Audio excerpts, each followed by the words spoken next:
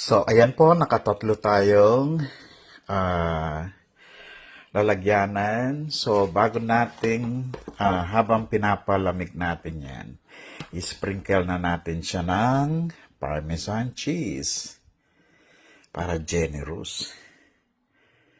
Bago nating itap yung bechamel sauce. Yan.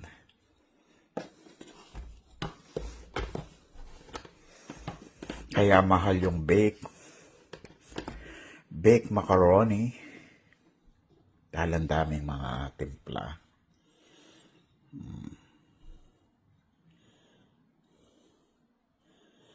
So this is our Parmesan cheese.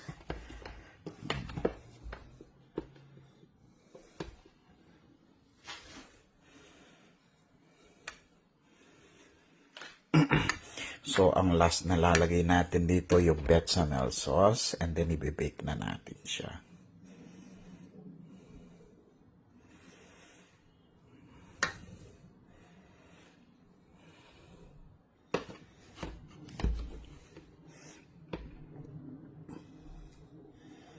Dapat generous tayong maglagay ng ating Parmesan cheese. Dahil tayo lang naman ang kakain dyan. Pang merienda lang natin ito. Huwag natin tipirin.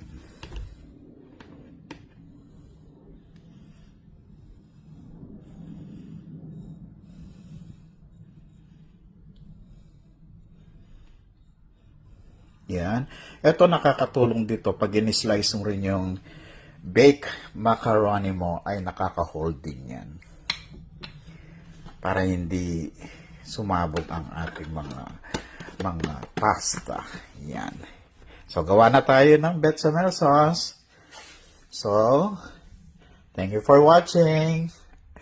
Ang haba ng proseso, no? Merienda lang, pero ang haba ng proseso ng baked macaroni natin.